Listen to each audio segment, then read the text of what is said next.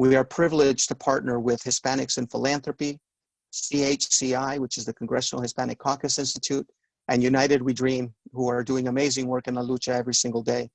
Thank you, Ana Mari, Marco, and other partners for joining us. Thank you for caring, and thank you for your spirit of collaboration. We are all in it together, and we're going to solve these issues together. Charlas' background are 5-minute compelling presentations on self-selected members of our community, like the speakers you'll hear today. In this case, all the speakers are discussing the topic of being undocumented. They're going to share experiences, perspectives, ideas, resources, and vulnerabilities and strengths during COVID-19 and what awaits post-pandemic. We have done charlas on mental health, financial wellness, financial empowerment, navigating COVID, and we have others coming up, including educating children at home, caring for our elders, the state of COVID in Latin America, and hacking a career during COVID. Please know we're open to suggestions because charlas are guided by our community for our community. We are listening. At this time, we want to comfort, listen, inform, and connect. Just because we're socially distancing doesn't mean we have to be alone. We will have a Q&A session at the end of the charla. Please make sure to submit your questions in the Q&A window. And each charla speaker, please state your full name and where you're calling from. And to get started, I want to take us through a moment to take a deep breath, considering everything we're dealing with, all of the pain, all of the uncertainty, and at the same time to build our energy up for the fight that continues. My good friend Norma Cardenas will take us through a guided breathing exercise and meditation. Norma? Thank you. Thank you again for inviting me to this sacred space. To start it off and to have a little bit more, to get yourself ready for all the information that you're going to be able to gather during this sacred time, I say let's try to take a little bit of a breath on purpose. So if everyone can just sit with their feet flat on the floor and relax your body into a sitting position. If you can get something to secure your back, that's even better. But let's try some breaths right now so we can start this off. So if you could take a deep breath in and then hold it for a couple seconds and then release, exhale. And just hold it for a second, relaxing.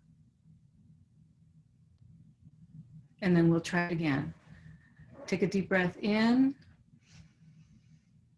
And as you take a deep breath in, exhale, relaxing your shoulders, your chest, your stomach, your legs, your feet. And just experience that for a moment. You're safe. There's nowhere to go, nothing else to do in this very moment.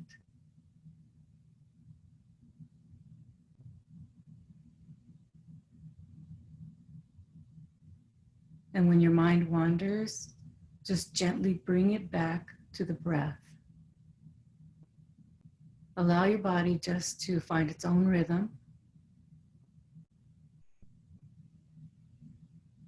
As you inhale, imagine all that beautiful white light going in, cleansing your body immediately. And as you exhale, releasing all that doesn't serve you at this moment. With each breath in, each exhale out,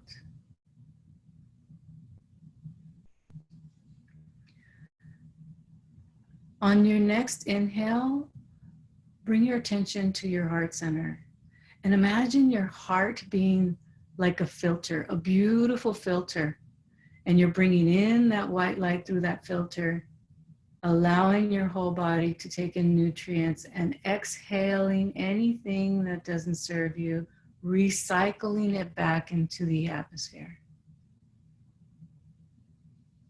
Take a couple of those breaths through the heart center.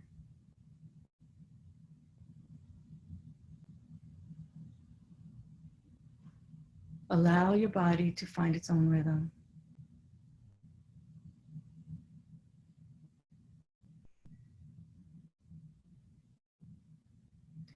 Take another breath in. Exhale. Slowly.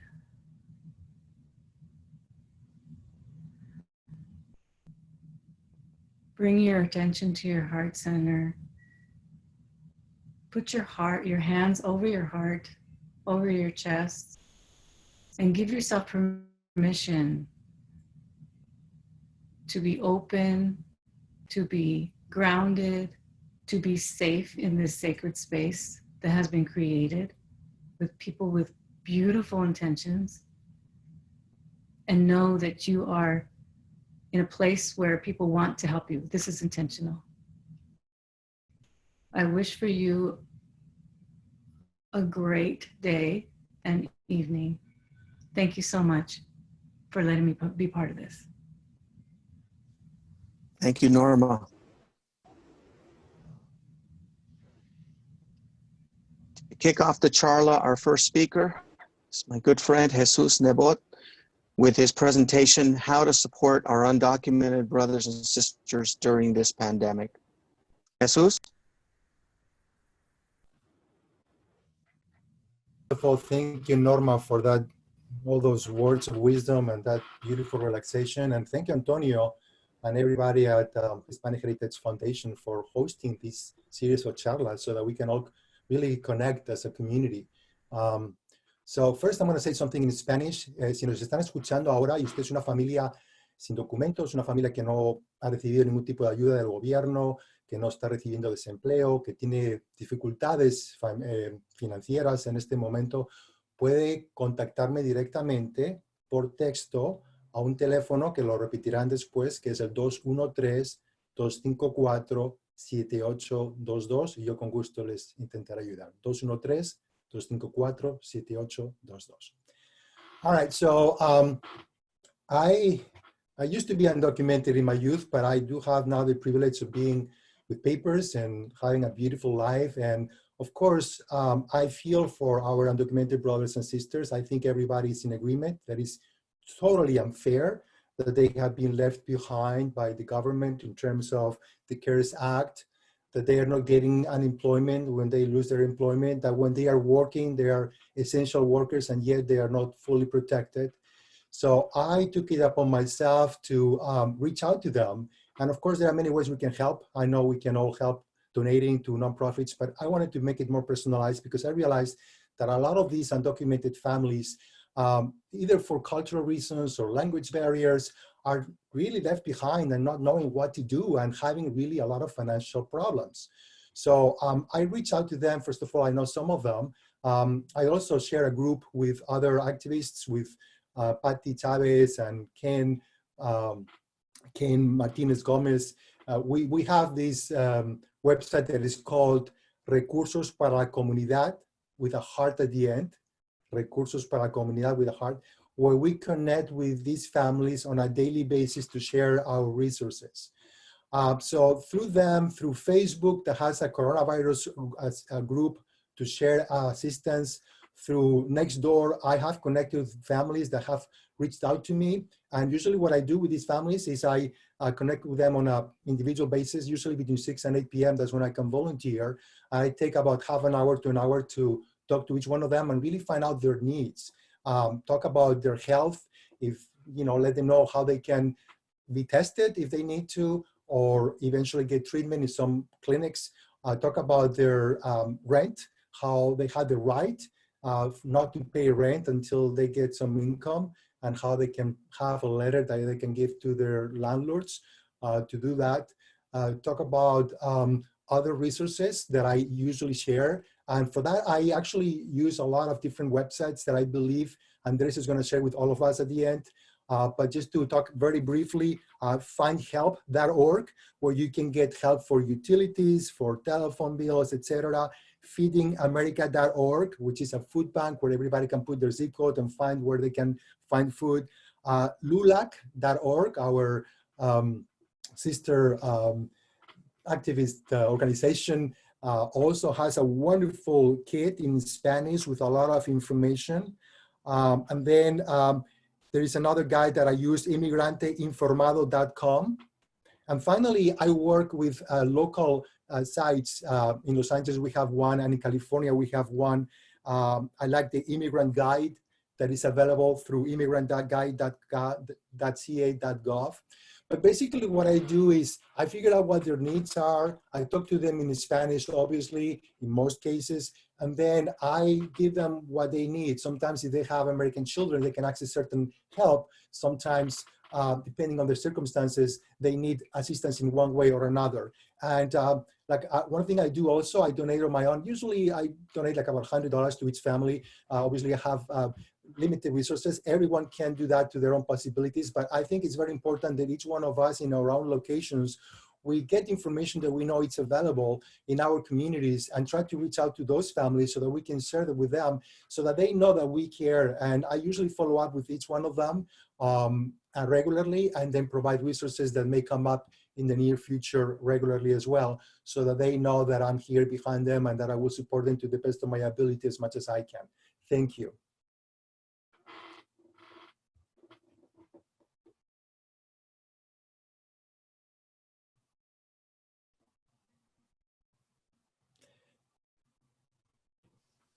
Thank you very much, Jesus.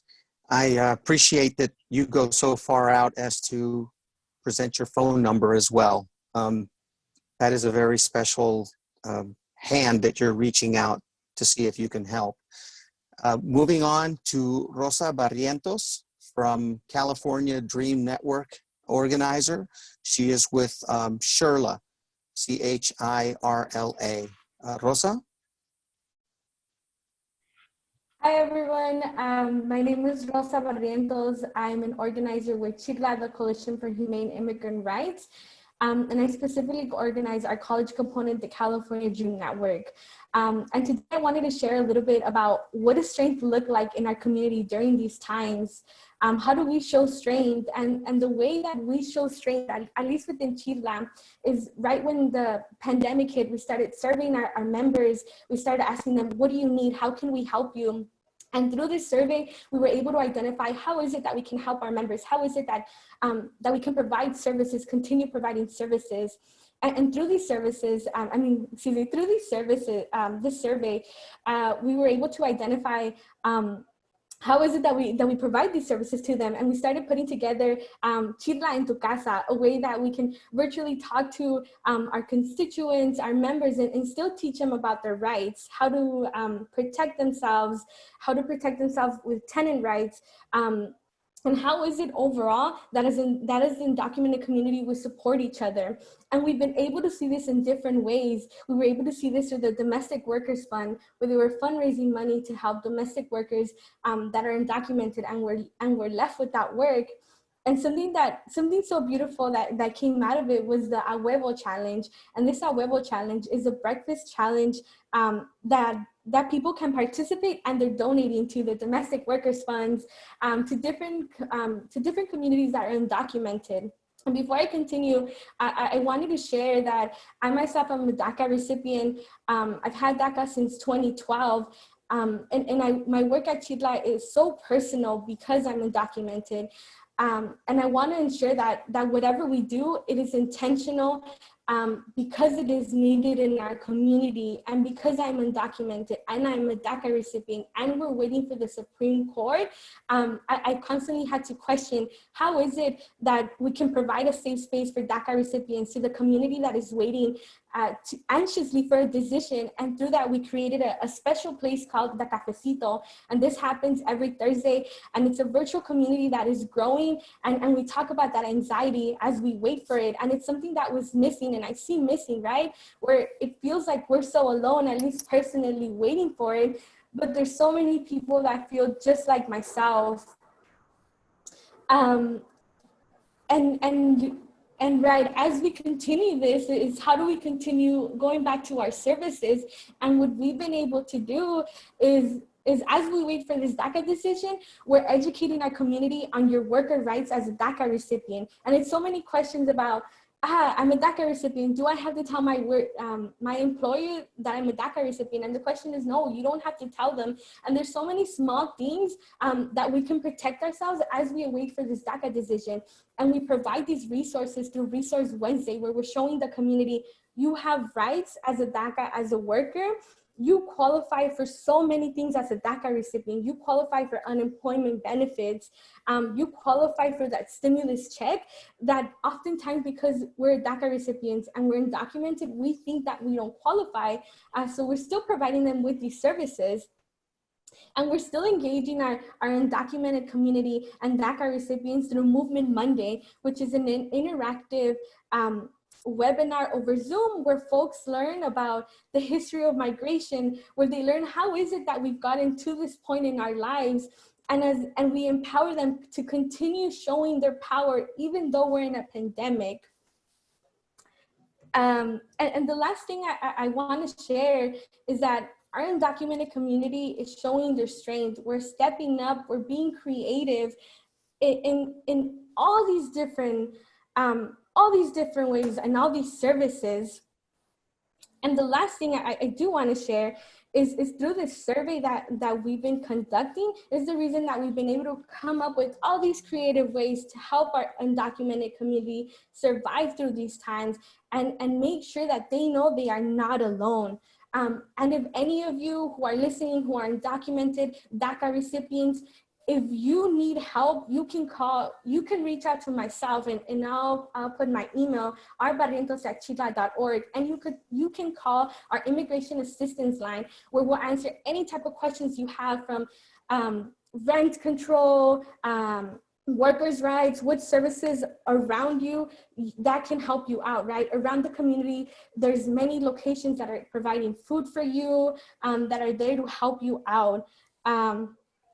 So once you call, you can leave a voicemail, and if we don't answer you, leave the voicemail, and we will get back to you to ensure that we answer your questions.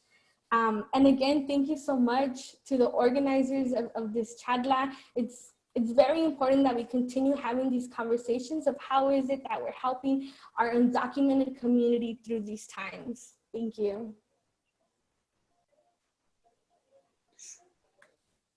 Thank you so much, Rosa. And I also thank you for also mentioning our domestic workers and farm workers and noble workers that are cleaning hospitals and buildings and delivering food, serving America, but not being appreciated by America. But we certainly appreciate all of that work.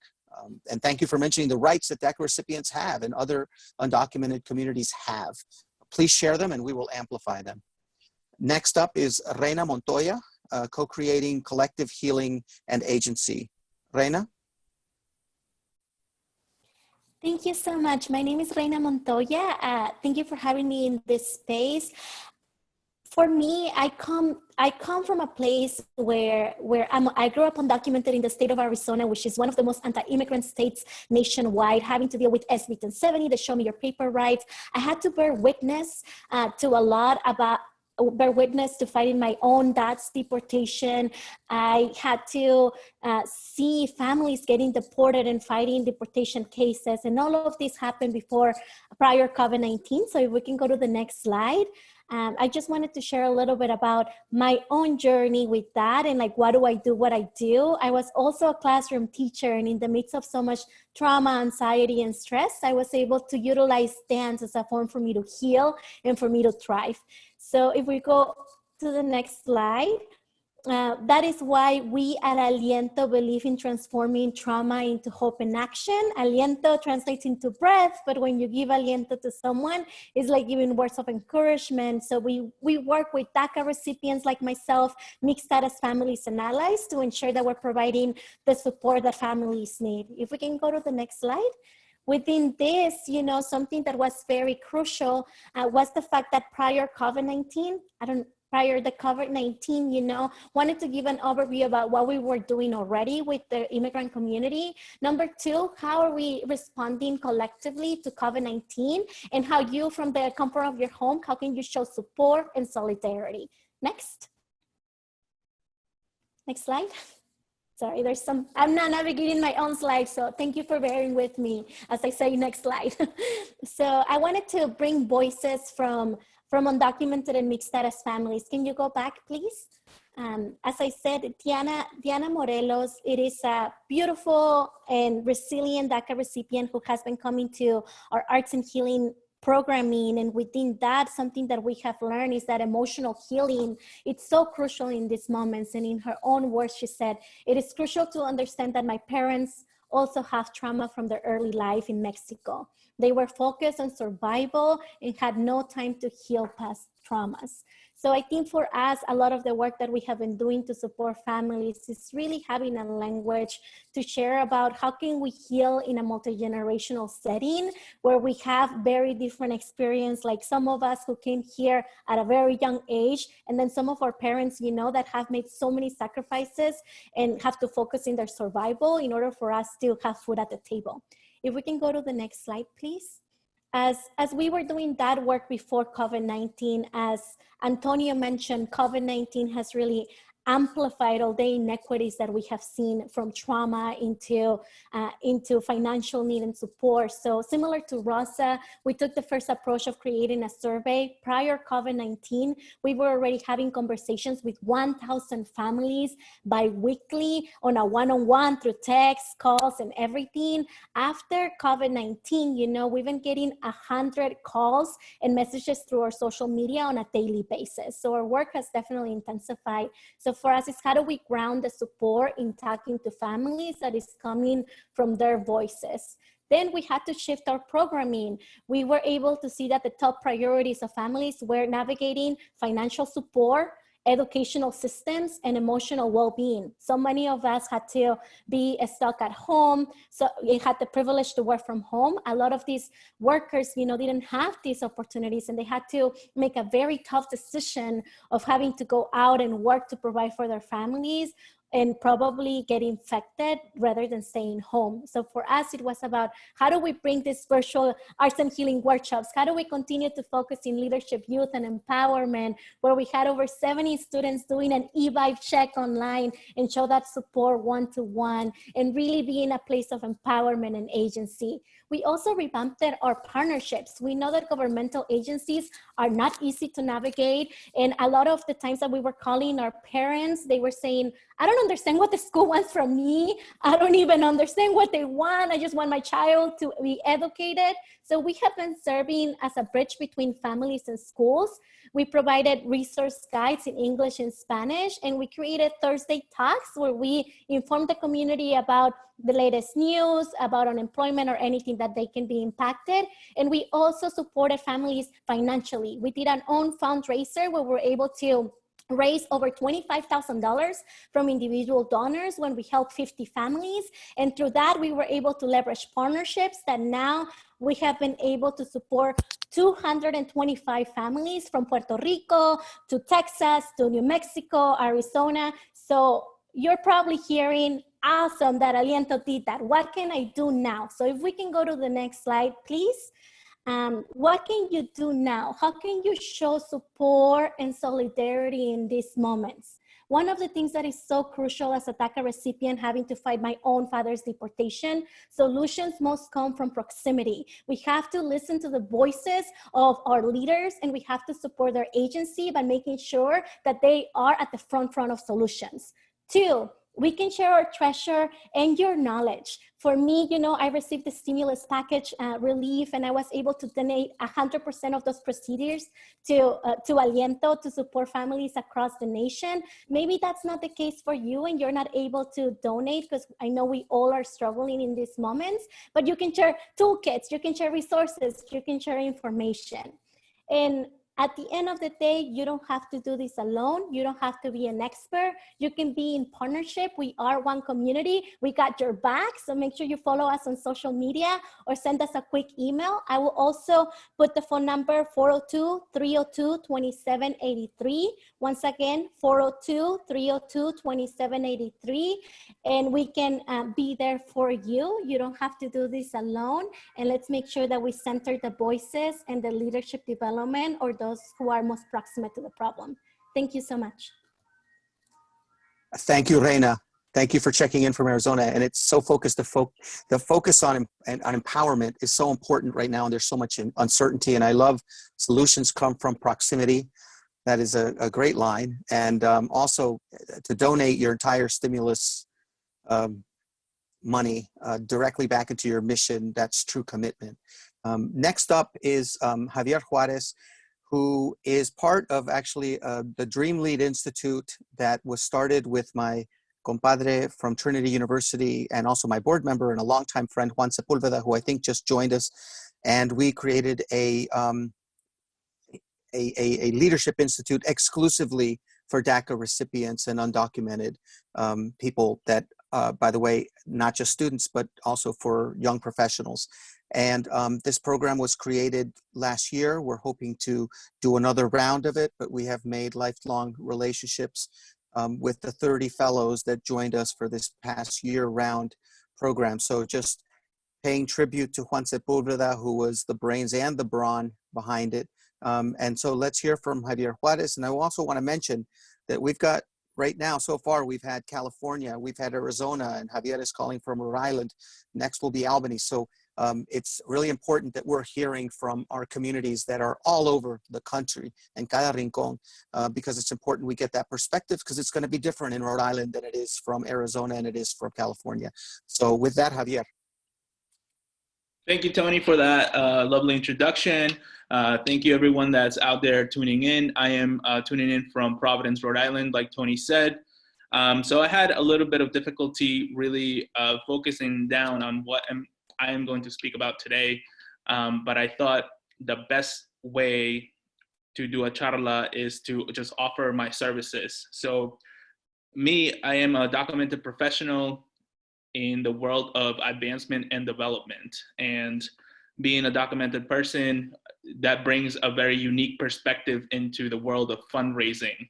Now, with COVID, I have seen many funds to tackle, to be a direct response to our community who does not benefit from the federal stimulus packages. And some of these funds are incredibly successful, like the ones from our sisters in Washington State to the ones in New York. However, there are other little pockets in the country that do not have as much support from the immigrant community, just because there's not that many there. So Rhode Island is definitely one of them, and our community is struggling right now to even create a fund like that, because as you know, fundraising and the world of fundraising can be a little bit difficult. It's not just opening up a fundraising campaign, crowdsourcing campaign on Facebook. There has to be infrastructure. So I am going to share here my email and my Twitter handle. If you do have some type of interest in starting a campaign in a fund in your area, this is where I can share my expertise and experience in the world of fundraising, because for us, and I can talk about being a funder and also a donor. So really quickly, I think I titled the charla "Fundraising Through a Pandemic." It is difficult. Definitely, folks are very stressed financially, and due to the market being unstable, it is a little bit hard to get those normal or regular funds. So, but we know that every single dollar counts. So if you're a funder, you are reaching out to as many people as possible. For our community, sometimes it is difficult to provide that information out to a random site. However, know that you can also send in a check as an anonymous donation in case that you have any worries or concerns about tracing your information. Two, managing the fund itself is very difficult. There's a lot of IRS liabilities, and it needs to be fiscally managed by 501c3. If it gets handled by an individual, then there will be tax regulations and things like that that could complicate the fund, and all of the money is going to the right people. So managing the fund, creating the infrastructure, and creating the infrastructure of obtaining the monies and the support from your community is number one. Number two is establishing the support of foundation money from giant, big foundations that want to help the cause. Then thirdly will be the individual donations. Yes, the outreach, very important. Having the infrastructure for being able to call and ask for solicitations for other people. Now, as a donor, what can we do if we don't have the means to financially finance some gifts? We can share our message, right? We can come together, we can create a good campaign together as a team, as a community, whether you're in the West Coast, whether you're in the East Coast, whether you're in the South, that our community is definitely suffering more and more every day as the COVID rampages through our community. So we just need to work together more. And this is why I offer my consulting services, and I share my email and my Twitter handle in case you have those questions. We can help you create and draft messaging for your campaign and for your fund. But I hope, I think my instinct gives me the opportunity to collaborate with different communities that don't have a major support system, and definitely needs a fund to help the communities that are most in need. So that's it for me, and I really appreciate your time. And please send me an email. I'm going to put it in here one more time. Thank you. Thank you, Javier. And now we have another member of our Dream Lead Institute checking in from Albany, New York, Angelica Martinez. Can you please share with us your personal story? Hello, everyone. Thank you so much for being here. And thank you to HHF for inviting me and putting this together. I wanted to share a little bit of how my family's been impacted through this crisis. So my family and I are from Colombia. We've been in this country for 21 years now. I am a documented professional. I live in Albany now, but my family lives in Queens, New York. Since we moved here, my mother has been a housekeeper. And she's been working with several families for several years. And as soon as this crisis started, obviously I was worried about her and, taking the subway and going to people's homes and, being exposed to the virus. But she needs her income, and I work in government. So unfortunately, I'm not at the salary rate yet to support her entirely. So she still needed to go to work, and her employers were just uneasy about it, and they canceled all of the people that she works with, canceled, and just said, hey, we'll see you when we see you, right? And they didn't offer to pay her anything. They didn't quite guarantee that she would get a job back. And, once I heard this, it just kind of brought that reality that our families and the community goes through, where you take all these things for granted. Since I got DACA, I have, a job with benefits, with paid leave, vacation time, all these things. And it's easy for you to forget how you take those things for granted. Like during this crisis, like I got to keep my job. They're still paying me. Like I work from home. Meanwhile, you know, my mother lost all of her income. And, you know, if this had happened 20 years ago when my brother and I were children and we had just moved to this country, we would have been homeless very easily. And that affected me to a very deep level. So much so that I decided to tweet about it. So I have a public Twitter, and just wrote something randomly. I didn't think anything of it. I was just like, hey guys, if you have a housekeeper, please pay them during this time if you didn't lose your job, because this is part of your budget. This is someone that should be considered part of your family pretty much. And, you know, just pay them. And the tweet took off and went viral, and I had like 50,000 comments, and it was just so overwhelming. And then, you know, media started reaching out, and Univision reached out to me, and they're like, we want to interview your mom. And my mom didn't know that I had tweeted about this at all. So once I told her, like her initial reaction was just, wow, like I can't believe that, you know, I'm so, like, I know that you're my daughter and that you love me, but like, it's really is like, I didn't think you would do something like this for me, right? And I'm like, Mom, you gave birth to me, of course.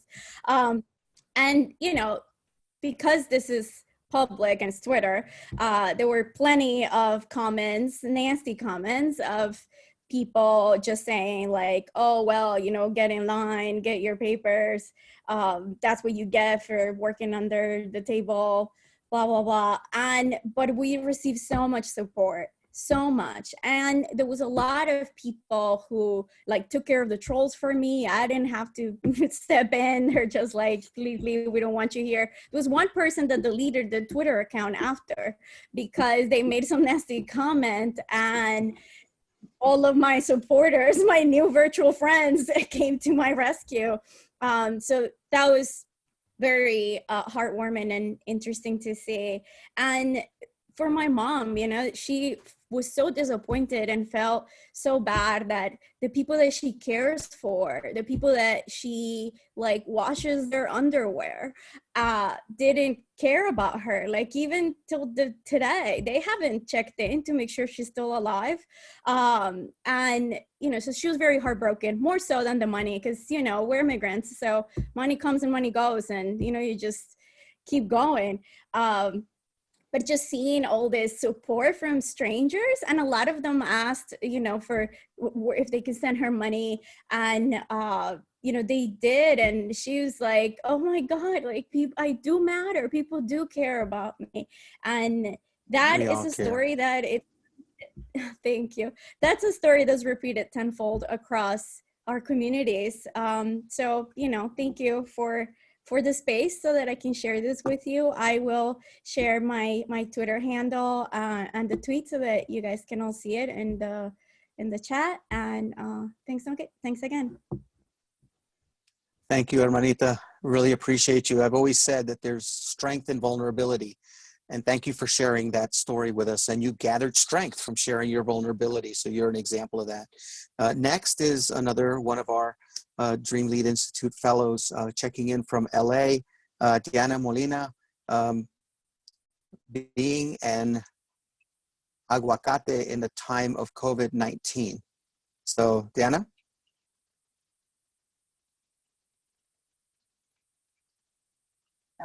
Hi, my name is Dayana Molina. I am from Los Angeles. And like many of you, I am also a DACA recipient. The reason my presentation is actually titled Being an Aguacate in the Times of COVID is because for me, an aguacate, it's a term that I heard when I was growing up in my youth, and being part of many coalitions that were building parks here in Los Angeles, and like the early movements of greening the LA River, which is like a major thing here now. So for me, an aguacate is a person of color working in the environmental field, environmental justice issues, and the creation of green space or parks, and the increase of the access to these spaces. You can say that I'm kind of a modern day hippie. in the sense that I started fairly, not so long ago. I have about 20 years of experience as a community organizer in this field. I started at the age of 13 advocating for some of the things that I've already mentioned, which are building parks along the LA River and creating other open space here in Los Angeles. Like many DACA recipients, I actually have the opportunity to also work from home. And it's been a blessing and a curse in disguise, in the sense that, yes, I do get to work from home. My organization, actually, the Trust for Public Land, has been really good about shifting some of the way that we do our work and doing some more immediate response, because we do work and create parks and green space in some of the most vulnerable communities in the country. We have about 30 offices throughout the nation, but like I said, I specifically focus in Los Angeles, more specifically South LA.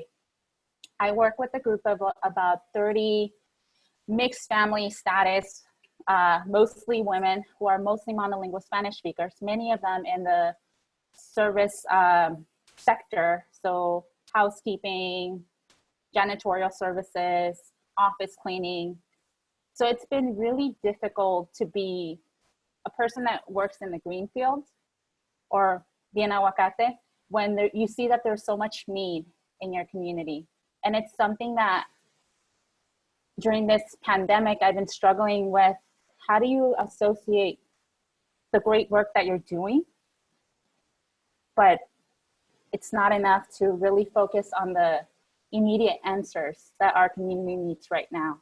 So it's something that I focus on or think about at least 100 times a day throughout my workday.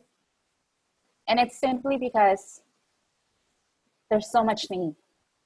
And one of the things that I've noticed is that, and it's like many of you, I see strength in sharing that I'm a DACA recipient, but you also get tired of having to mention to people that this is who you are. And when I'm doing the work that I'm doing with our immigrant communities through the lens of like environmental justice and park creation, it's really hard to constantly keep reminding some of your community members that everything that they're telling you, you're feeling. That everything that their family is experiencing, you see in your family. And I don't want to turn this into a crying fest, but it's just, there's a sense of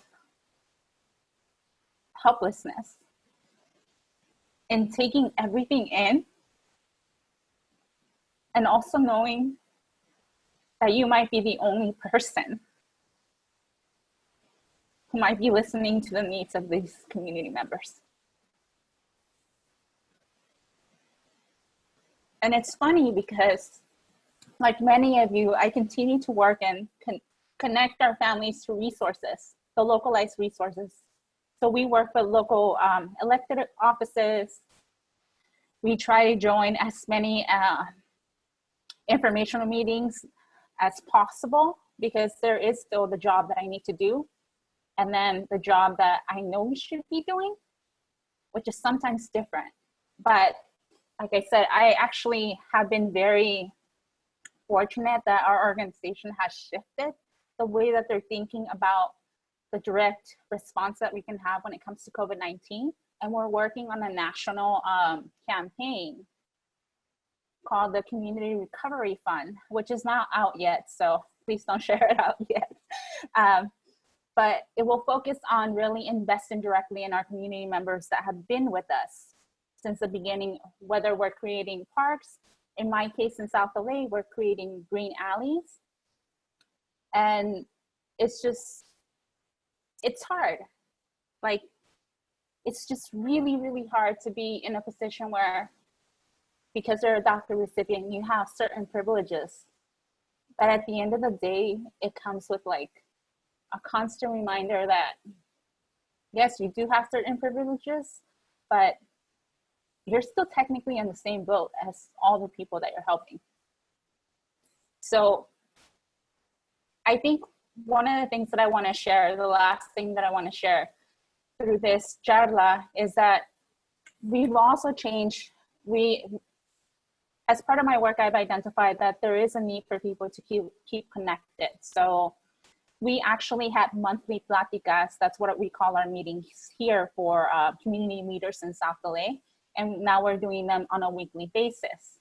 These platforms are used just to share resources, keep reminding them of people that they need to connect with for certain services, whether it's like the city, local, state, and last but not least, just keeping connected. And one of the main things that I would share is that I think we all have these negative thoughts as we're working through this pandemic, but know that there is a lot of strength within our own community. There is a lot of strength within you. And the reason that people might be asking of you is because they see that you might be able to connect them to something. And thank you.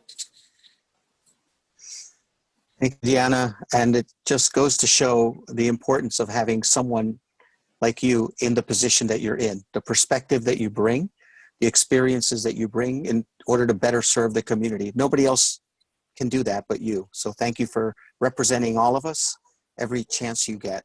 Love you, hermanita. Next up is Daniel Lopez, who has a great title, On the Job Search, Being Patient with Yourself and the Importance of Networking during this time. And I would add also, Daniel, to be able to value yourself during these times, especially when you're out of work or the job is very, very difficult. You have to value yourself in order for others to value you too. So Daniel, take it away. Hello, everybody. Thank you, Antonio and the Hispanic Heritage Foundation for putting this on. I've actually had the opportunity to attend some of the in-person charlas that's been put on here in DC. So I'm currently living in Arlington, Virginia, but I'm originally from Guatemala, but grew up in Michigan. So I'm kind of like all over the place right now. And yeah, so going back to some of the things that some of the previous speakers have mentioned is that COVID has definitely changed a lot of things for us as a young professional who is just fresh out of college and currently with the Congressional Hispanic Caucus Institute as a public policy fellow. And so my fellowship is coming to an end this month, and so I'm on the job hunt. And being a DACA recipient or being undocumented in general hasn't been easy finding jobs for a young professional. And so with this new challenges that are happening because of COVID, it is very difficult to find a job.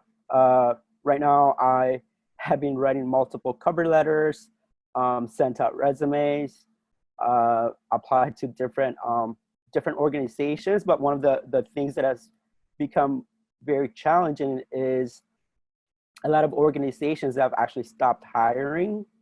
And so that adds on to a lot of the challenges because I don't know if the organization is still hiring or not. They don't take down the job from their website. And so that becomes just very difficult to manage. It's been stressful. I've been dealing with a lot of like anxiety and just like uncertainties of what the next months will look like for me.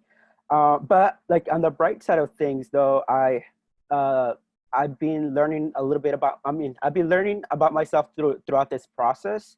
I've been learning my strengths. I'm learning the skills when writing cover letters. I learning about the skills that I have that I didn't really think about in the work that I've done.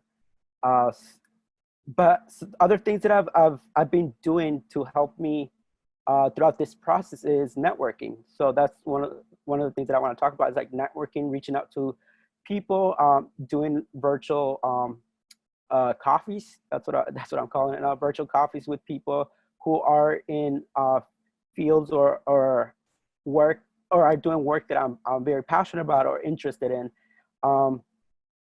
So I've been doing that. I've also been doing a bunch of attending a few webinars on professional development, as well as keeping myself informed on policies that I care about, which are immigration and education policies. And so I've been attending those.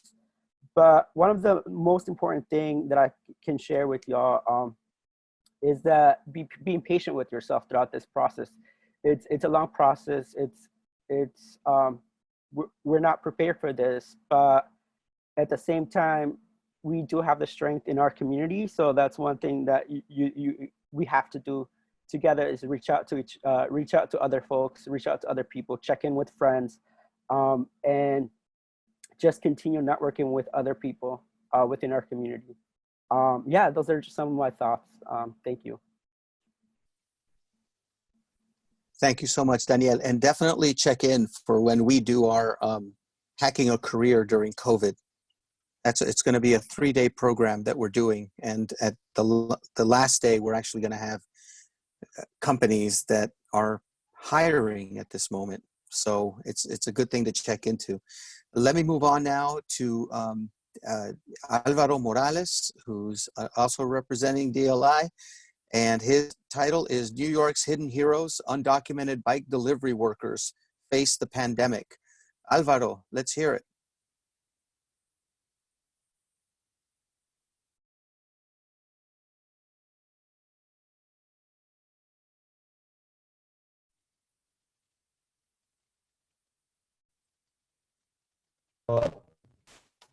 Alvaro, I'm going to say, come on, boomer, except you're half my age.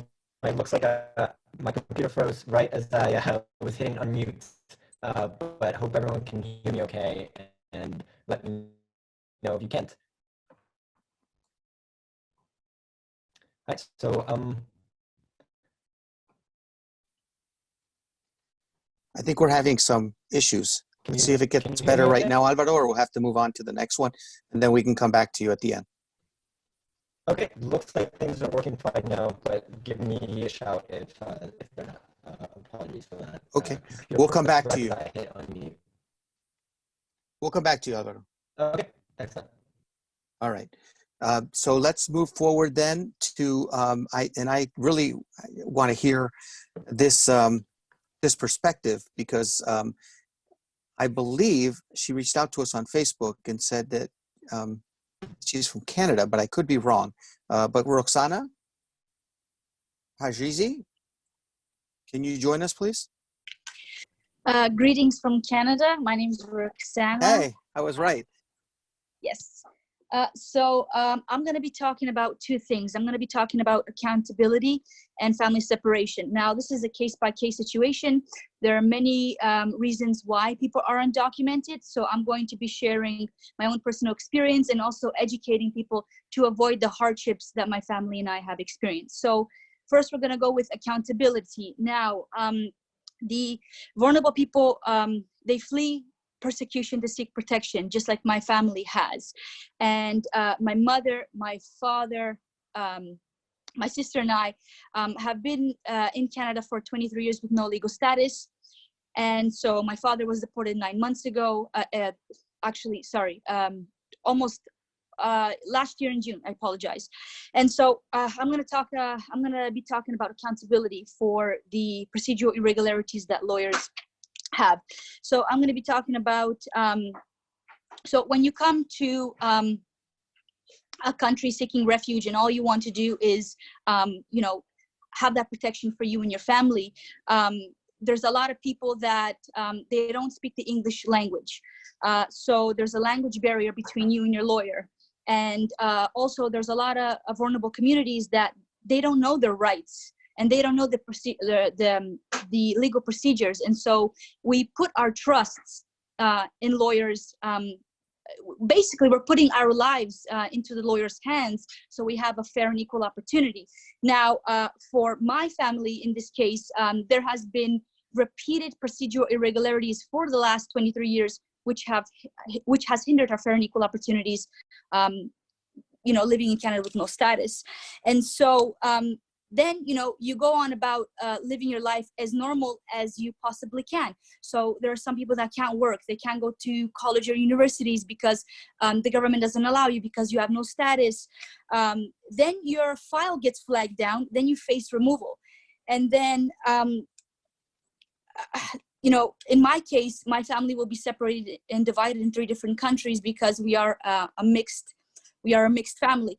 So right now, my mother is facing removal to Poland. My father got deported to Kosovo. And so, you know, I don't know if you guys know, but Roma people, so to my Latin friends in America, I'm a Gitana, so I'm Roma, so I'm Gypsy. But we don't say Gypsy because Gypsy is derogatory. So there are minorities living under persecution and discrimination even after they get deported. And so they won't have access to homes because because we are hated, we are discriminated. There won't be any jobs, there won't be any medical, there won't be any protection. And then, you know, families like my family in particular, you know, what about our mental state, you know, during this process of removal and after? And so, God forbid my mother gets deported, you know, I'm left in a state where I'm gonna have to step up and be a parent to my siblings. Now, my siblings are all adults now, but, you know, for those who are fortunate to have their parents alive, you know, we will always need our family members. We will always need our parents' guidance. And so I'm going to have to worry about my father's safety in one country. I'm going to have to worry about my mother's safety and the discrimination and the persecution that we as Roma face. Now, for those that don't know any information about Roma people, we have been historically persecuted and we continue to be globally. We are the lost and forgotten minority that no one really speaks about. And so for the last 11 months, I've been advocating. In December, I camped out in front of my Prime Minister's office for 8 days. I caught pneumonia and bronchitis. I'm also planning a hunger strike to bring awareness to my mother's situation. And so now with regards to the COVID-19 situation, a majority of people have never been speaking about a loved one's safety. With this global pandemic, people with legal that are on appeal to be separated from their family and worrying about their safety. I've been watching very closely on actions of people all across the nation.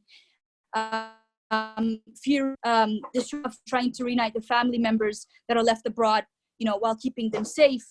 Refugees and undocumented people have been fearing for the loss of the family members for the longest time, way before this global pandemic even started.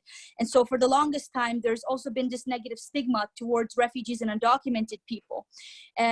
We fear and we face, the fear that we face leaves individuals helpless and vulnerable, but we have to unite as a nation together so we can stand up and speak for the suppressed by overturning this negative stigma and coming together as a nation.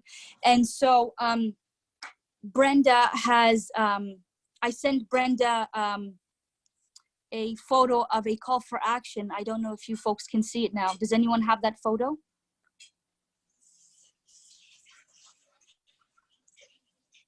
We can share it after the presentation, Roksana.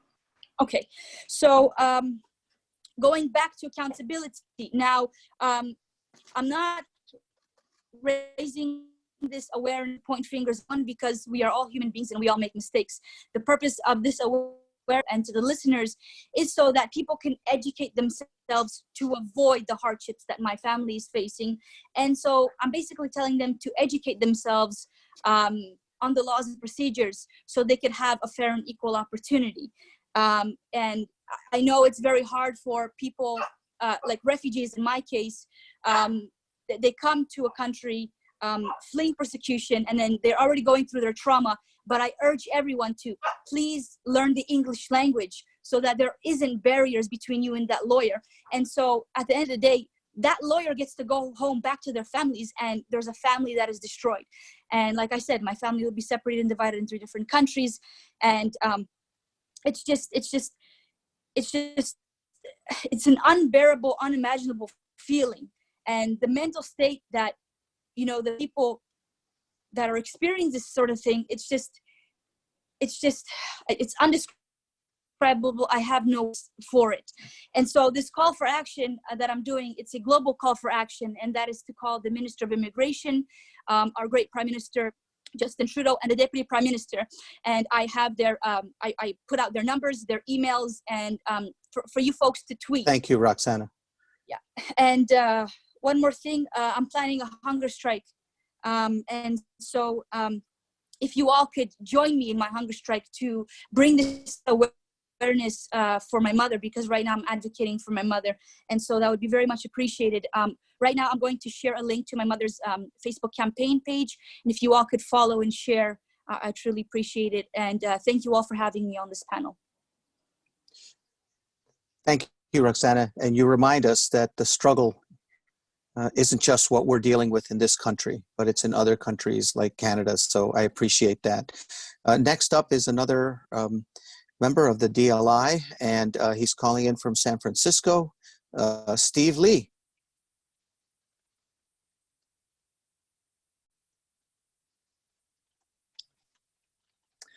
Hi everyone, this is Steve Lee, an undocumented immigrant activist from San Francisco, California. And I'm also privileged and grateful to be able to continue my work as a project manager at University of California, San Francisco, working closely with researchers where some of them are investigating a vaccine for this virus. For today's charla, I want to share with you how I am feeling today and my hopes for the present and the future for my undocumented community during this time of COVID-19 and the upcoming Supreme Court decision. Next slide.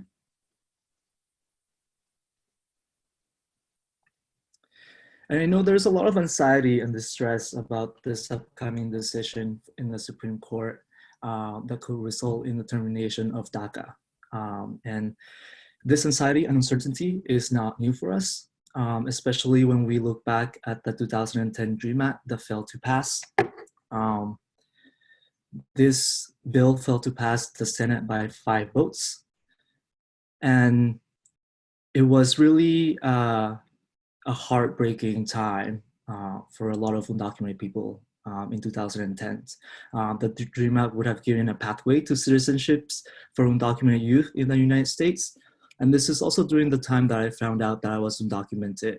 And I became involved with an organization called Aspire, which is the first undocumented Asian Pacific Islander group in the United States.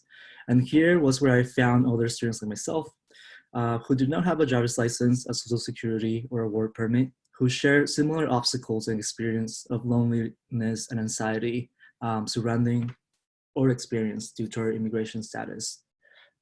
It was through this community that I felt the power of advocacy and organizing. After the DREAM Act failed to pass in 2010, we did not give up. We had weekly meetings. We organized coming out of the shadow events and rallies, declaring ourselves as undocumented and unafraid. And we have to remind ourselves that DACA, that was announced by the Obama administration in 2010, was a result of the undocumented youth organizing across the country.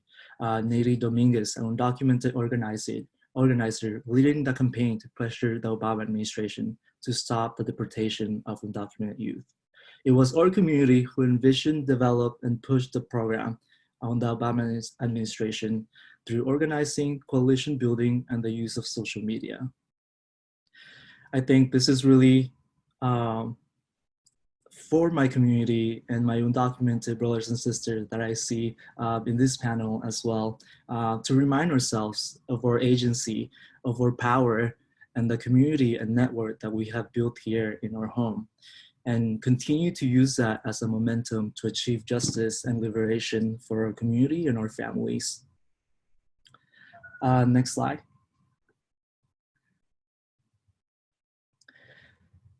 So thanks to Juan Sepulveda from Trinity University and also Tony's leadership, I was lucky enough to be part of this amazing group of people through the Dream Leadership Fellowship. Here I was able to meet people from all walks of life that I would have not otherwise met, and just share such a deep sense of connection through our shared experience. It was through the bond and memories that I share with my undocumented brothers and sisters that is something that no piece of paper or social security or citizenship will ever be able to give me. And I just want to remind everyone who is tuning in today that you don't have to do this alone. To find your community, to find where you can feel safe and you can feel at home and find a support group through this time. It is through this work and this community that I find my sense of purpose and fulfillment. So this experience, even as traumatic and challenging, and the hardship of family separation, it is through this experience and through my community that I find that I'm connected to a higher purpose. And I can't wait to see you all in person as well once this is all over. Next slide. And I also want to provide some resources for anyone going through a tough time right now. Immigrants Rising has been an organization that I've been part of since 2010 that provides amazing resources for our community. They provide mental health services, and they can connect you to a therapist if you're going through a difficult time. They also have a lot of scholarships and resources for entrepreneurship as well. So this is a great resource that I will tell all my undocumented community to please seek out and ask and reach out for help. Next slide, please.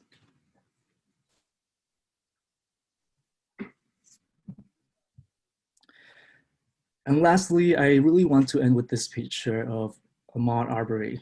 Today would have been his 26th birthday. Happy birthday, Ahmaud Arbery. I hope you rest in power. And as an undocumented community, I want to remind us that we need to stand in solidarity with all our coalitions, because Black Lives Matters is also an undocumented issue. And that's how I'll end it for now. Thank you for having me. Thank you so much, Steve. Great job. We're going to try to go fast through the last 4 speakers that we have and hopefully go back to Alvaro as well. So next up from United We Dream, Osman Milla. Osman, please, and let's keep to the 5 minutes, and we will get through the next few speakers that are going to be fantastic. Osman, I'm so thrilled that you reached out to me on Facebook and that you've invited me to attend a couple of the amazing platforms that you have created, and I'm thrilled that you're joining us today. Gracias por tenerme a mí, por invitarme a esta charla. Anterior ha estado como escuchando todo lo que hacen, muy buen trabajo. Y mi nombre es Osman Milla, como usted lo dijo, soy de Honduras, resido en Washington, D.C.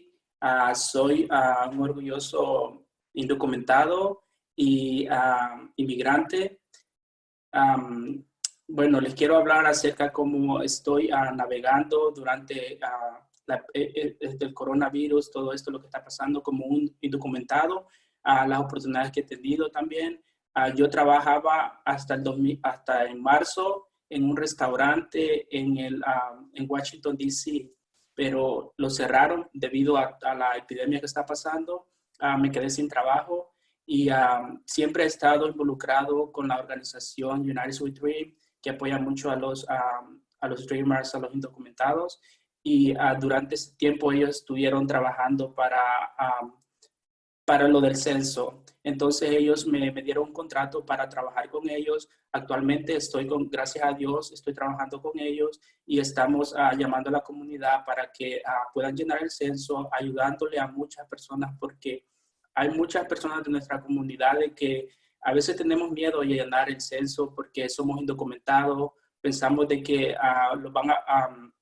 si llenamos el censo, esta información va a llegar a migración, a ICE, y después van a llegar a nuestras casas y los van a querer arrestar. Entonces, eso es lo que nosotros le estamos ayudando a muchas de las personas, a darles a entender de que no es así. ¿Por qué se llena el censo? ¿Cuál es el beneficio para la comunidad? Y también durante este tiempo estoy ayudando a mi comunidad. Yo soy un activista del área de Washington, D.C. Ayudo mucho a las personas que no tienen, por ejemplo, los homeless que no tienen donde vivir, las personas que no tienen comida, siempre les estoy ayudando. Y ahorita, durante este tiempo, he recibido llamadas de 4 familias que no tienen donde recibir comida. Entonces, gracias a Dios, yo tengo algunas conexiones y pude conectarlos a estas familias, porque algunas de ellas me comentaron de que ellos no iban a lugares porque en algunos lugares estaban diciendo que en inglés decían free food, entonces ellos eran como, esta comida no es para nosotros, sino que es solo para los residentes. Y yo ahí les ayudé un poco y les dije de que la comida es para todas las personas. Les he estado ayudando, gracias a Dios, en esto, y también como en familia le he estado ayudando a mi sobrino con las tareas, todo lo nuevo de lo que es de tecnología. Él está un poco pequeño y no lo entiende mucho, entonces yo le estoy ayudando con sus tareas, en lo que yo también estoy haciendo mi trabajo, porque yo también soy estudiante, he estado haciendo mis trabajos de la universidad y todo eso. Y pues sí, como indocumentado no es fácil, pero he recibido ayuda, gracias a Dios, como les dije, de United We Dream. Claro, no voy a recibir ayuda del gobierno porque soy un indocumentado, pero sí, ahí estamos, gracias a Dios. Y gracias por la oportunidad que me da de poder estar aquí en la charla y compartir con todos ustedes. Y mi mensaje para ahora es que todos estemos unidos y todos los estemos apoyando como comunidad en este tiempo de crisis que estamos viviendo. Gracias. Muchas gracias, Osman. Next up is my baby brother, who I've known from the time that he was a teenager. It seems like he actually is the co-founder of Undocumented. You might have seen him on TV as well, doing interviews on behalf of the undocumented community. And he, I believe, just moved to Seattle, Washington. I'm not sure if he's quite there yet, but Jonathan J's Green. Thank you so much. Thank you, Tony, and thank you for the opportunity. My name is Jonathan J. Screen. I'm an organizer, an activist, and I've been working in the community for the past decade. I'm also undocumented. I'm a DACA recipient, and I wanted to take a second to speak to the undocumented folks in this Zoom and this Facebook Live. I wanted to just first of all say I see you and I'm grateful for you. I know that for many of us living in moments of crisis feels all too familiar. Watching our livelihoods being the subject of political fodder as we wait the Supreme Court hearing decision continues to feel very familiar. And watching our political leaders only be able to muster the political courage to bail out large corporations, but forget and neglect working people across the country, continue to feel too familiar. This coronavirus has continued to unearth that we live in a country that demands our labor, but denies our humanity. And what we need in this moment is both a vision and a practice of a democracy that actually brings us all together, of a government that actually works for all of us. What we need is justice, justice for our families, justice for our people, especially Black people like Ahmaud Arbery, who was senselessly taken by state violence this week. Justice for all of our communities that are struggling, that are people that are needing medical care.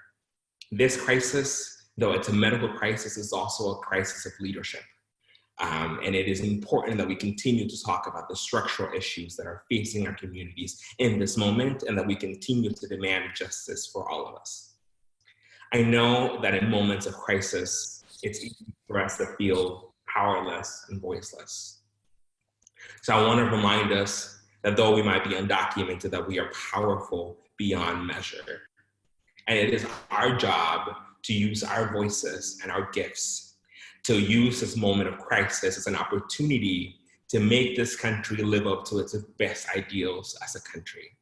To utilize this moment to make sure that we are forcing our political institutions to deliver the change that all of us need. And to force and to create this greater community that actually looks out for all of us. The reality is that we're all we've got, and we need everyone to do their part because together is the only way we're going to be able to make our way out of this crisis. Thank you so much. Thank you, Jonathan. This country demands our labor, but denies our humanity, and we need justice. Thank you, brother. Next up is Angel Diaz, who has worked with me, has become part of my family. And I remember when we first met her, she was undocumented, and all the family issues that she's had. It's very complicated. And it's just wonderful to see her beautiful face on my screen right now. Angel, can you come on and share with us some of your perspective? And then we're gonna go to one more, and then we'll finish up. Thank you, Tony. You're gonna like make me cry. That was such a nice introduction. I appreciate it. And thank you so much for having me. I just wanna make sure that everyone can hear me. I just gotta notice that my internet's unstable. You're fine. Okay, perfect, thank you.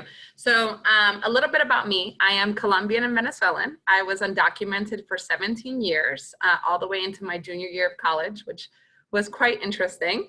I was also the last person in my family to get my green card. And so now I'm about 6 months, fast forward, now I'm about 6 months out from applying for my citizenship.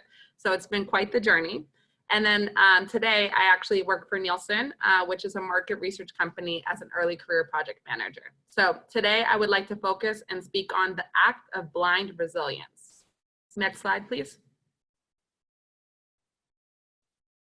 Okay, awesome. So although I'm no longer undocumented today, especially in this climate, I can still personally relate with the stress, the trauma, and emotional distress that our undocumented community is going through. It is something that I don't think I'll ever forget, and I think it's something that will consistently be with me for the rest of my life. And those times of uncertainty really remind me of back when I was in high school fighting a deportation notice, or when I thought that I wasn't going to be able to graduate, or when I had to drive 2 years without a license and being afraid that I would get pulled over. The uncertainty of being a great student, but having nowhere to go because I had no access to a college education nor state grants or funding. And I felt hopeless. Cleaning houses because I lacked work documentation, or wondering how much longer I could truly live in such uncertainty. Asking myself questions like, do I have to get married, right? And so you're so hopeless that you're consistently evaluating your life, and you're constantly bogging yourself down with all these hopeless questions that you have no control over. But what got me through these uncertainties and this hopelessness that many of you feel today in the climate of COVID-19 are the words on the screen: resilience, passion, grit, hustle, a lot of ganas, and hope. I'm sure each of you can relate to at least one of the words on this screen. And I bet you, many of you can name a couple people in your community that share this as part of their DNA and who they really are. But how do you use those words to really drive positivity in your life when in the midst of hopelessness?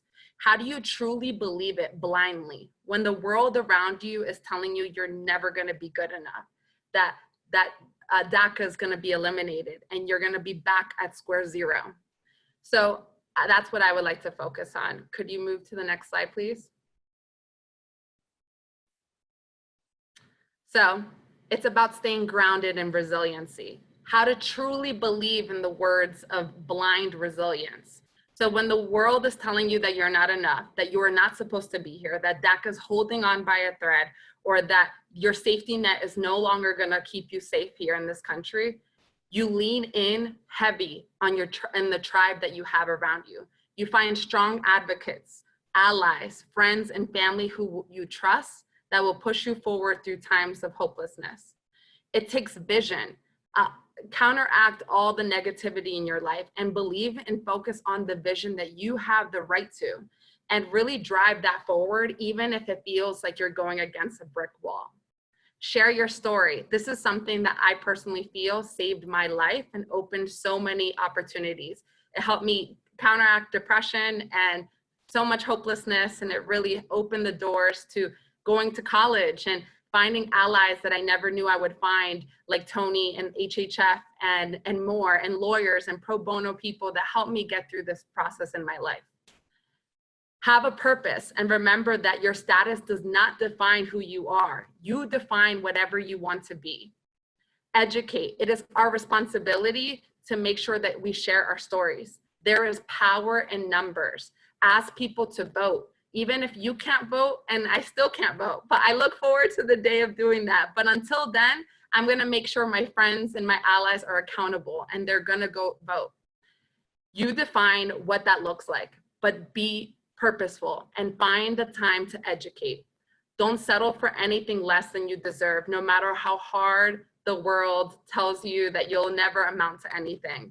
And because I truly believe that the impossible is possible, because it's happened to me, and I wouldn't be where I am today, documented, 6 months away from my citizenship, working in a career without the hope and resiliency and the words that I shared previously.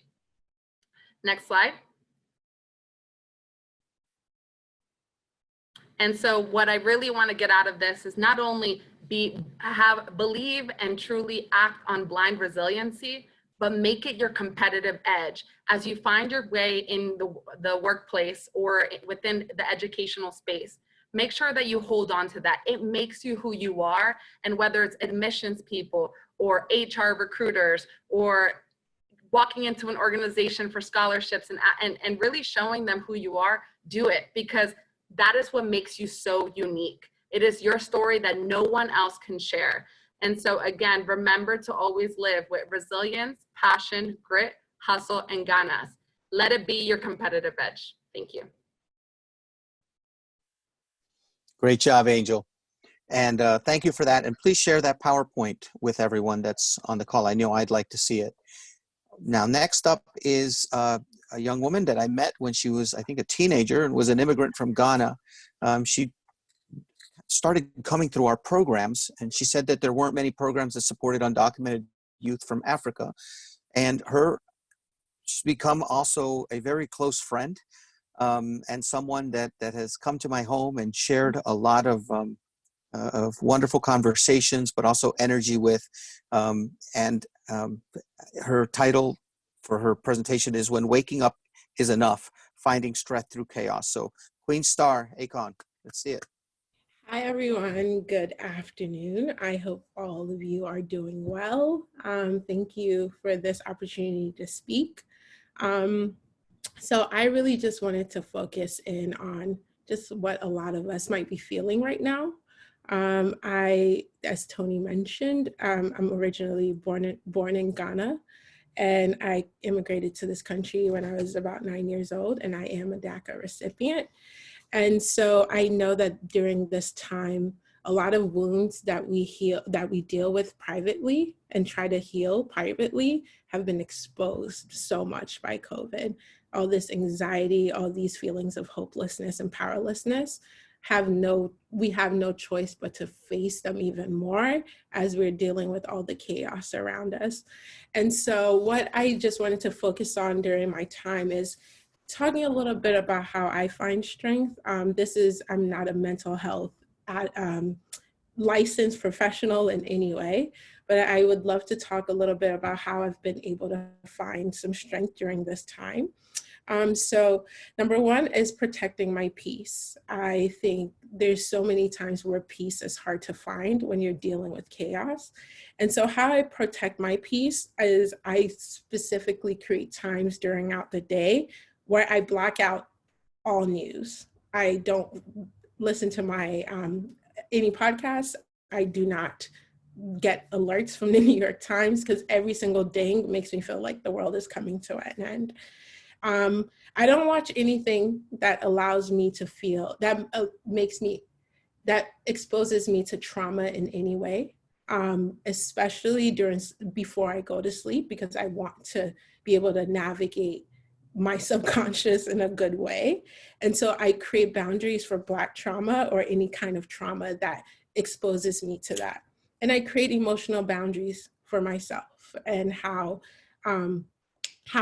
much I can withstand at any moment. Secondly, I prioritize doing things that fill me up with joy. I think there's so many folks that came before that talked about resiliency, perseverance, and sometimes And sometimes it's so important that even before we step outside, that we feel good within ourselves, because how can we fight anyone's fight when we can't even fight our own battles internally? And so I think it's so important that people prioritize the small moments each day that give them joy and that bring them peace. And thirdly, please don't hold back. This is a collective trauma that everyone is feeling. It is important that we do not go around our feelings, but really sit in sadness, sit in the emotional instability of everything that's going on, and navigate your way through it. Something that's helpful for me, I'm a great crier. I will cry like no one's business. But what I do, and it's kind of weird, I give myself a time limit. Like, Queen, you got 1 hour to cry it out, so make it a good one. And then we're gonna get up and we're gonna figure this out. And sometimes it's a week of crying, sometimes it's a day of crying, but please, please, make sure that you give yourself time to go through your emotions, because this is hard and this is difficult and this is a very trying time for all of us, especially as we're dealing with the awaiting decision from the Supreme Court. And also, make sure that you are doing your best in any way that you can to give back to the person behind you. So how I am doing that is I recently created my own business that helps students navigate the path to college. As an undocumented person, I had to hustle for every single piece of money for college. And I know there's so many students now who their college dreams, as much as they worked hard for it, is even more blown up now. So if you know any students who just need some emotional support, need to find some kind of financial help during this time from their schools, please reach out to me. I'm very happy to help a student just navigate this, because going to college is hard. Going to college undocumented is damn near impossible at times. So we want to make sure that the next generation of undocumented students have the support that they need, because that we are all we have. And if we do not look back and help the next generation after us, it becomes increasingly difficult to do this work. So I'm so thankful for all of you. I wish you nothing but the most positive energy, the most positive peace. It's the weekend. Take some time to sip a little drink if you want, dance a little dance if you want, but please make sure that in between Friday and Sunday, you carve out space for yourself and do something that entirely feeds your soul. So thank you so much during this time, and I'll turn it back to you, Antonio. Thank you, Queenstar. I love that. Protect my peace, prioritize doing things that fill me with joy, share in the trauma and sit in your feelings, and then navigate your way through it and give to others. And that's as good as it gets. Just so proud of you. And by the way, congratulations. You graduated from University of Pennsylvania and got her master's. And I'm just very, very proud of you. All right, so we are going to go back to Alvaro, who now has a lot of pressure on him because everybody has been great on this entire Charla talk. And so there's pressure on him, and also pressure that he just upgraded his internet service. So let's go back to Alvaro Morales. Oh man, this is a whole lot of pressure. Computer froze right as I hit mute last time. So now I'm on my phone. I'm Alvaro Morales, calling in from the epicenter of all of this here in New York City. I'm formerly documented, an artist working in virtual reality, augmented reality, and traditional filmmaking. So I'm the tech guy whose tech never works.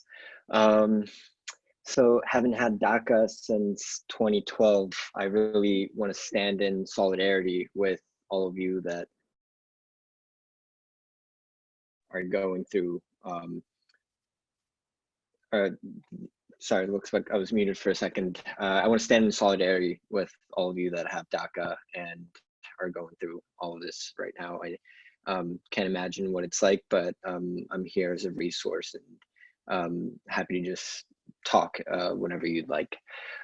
So I'm not here to share my own story, but rather amplify the voices of some of the folks I've had the honor to meet in the past weeks.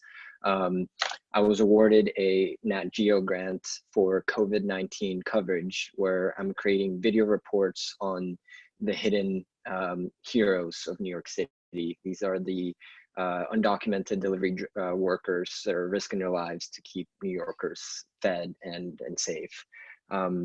The goal of this project is twofold. One, it's to create content for the Essential but Excluded campaign that seeks to include undocumented workers in recovery efforts that hopefully will come on the other side of this. And the second part is, it touches on Reyna's point, which is that help comes from proximity.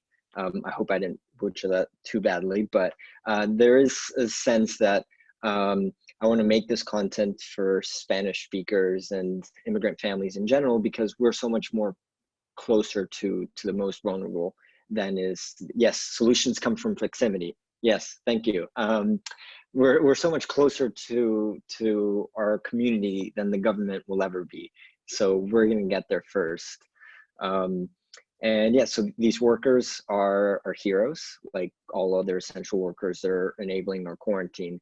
And I really hate that we're imposing the hero label on them when we're not really giving them a choice as a society. They can't just stay home and do nothing. They can't quarantine out in their weekend homes. They can't even work from home. So to start, let me tell you a story of Jose Angel. He's someone I met, undocumented worker from Guatemala. He's been in New York City for 8 years and lost his job at a restaurant. So was out of work for close to 6 weeks. And I met him the first week that he went back to work, scared as hell that he would be infected and then bring it back to his home. But he had no other choice. One of the main things, one of the main reasons that he was working, and I think those of us in the immigrant community should keep in mind, is that he wasn't necessarily working for his family here, but he was working for his family in Guatemala. He couldn't have the remittances all of a sudden stop, especially because in many countries, like Guatemala, for example, their quarantine is way harsher than ours, and their social safety net is way weaker. So his elderly parents there, he's supporting his elderly parents there, and he felt this great sense of responsibility to continue the remittances. And his story is very representative of many of the other migrants that I had the honor of speaking with. Another story comes from Jose Alberto. He's been in New York City for 17 years, has a wife who cleans houses. She lost her job. He has 2 kids. They're not eligible for any sort of stimulus aid. And he shared this extreme sense of desperation and frustration that he's been paying taxes for 17 years. He kind of did his part. And now when it's time for the government and the state to step up, they're really leaving them behind while forcing them to be an essential worker. And there's all this kind of rhetoric of not all heroes wear capes and thank you essential workers and all of that. Yet he's very deportable. There's been a lot of attention on the farm workers. They're the first step to the food supply chain, and he and the other delivery workers are the last link, oftentimes the last link to that chain.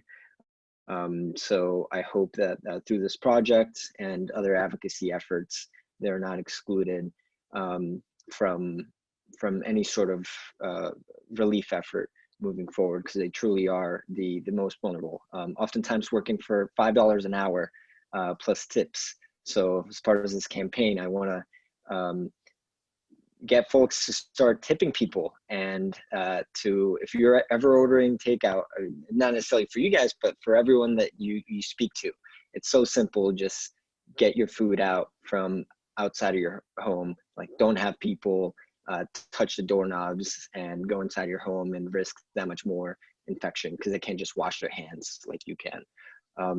So I hope to honor these stories, and thank you so much for giving me the space for this. I really appreciate it. Thank you, Alvaro. That is real good food for thought.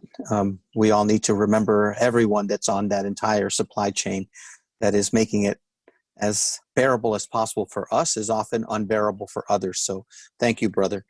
I will now close it out. I just have to let everyone know, I don't usually serve as the host for these. I usually say a few minutes in the beginning to frame it and then just listen. But this was very close to my heart, having been undocumented at one point in my life and now working and serving our undocumented communities as well as all Latinos and underrepresented communities, and not just Latinos. This is very important that we open everything we do to everyone that needs to share, that needs the comfort, that needs the information. And I think you saw the diversity of our undocumented community just on this call. And it's very, very important that we remember that we are all in it together. So let's stay together. Thank you, everyone. Stay tuned for our next Charla, and please hashtag #LoftCharla to share, and so others will find out about what we're doing. And we are looking forward to the next one. Please keep us in mind when you're looking on social media. We will make that announcement. Gracias, everyone. Thank you.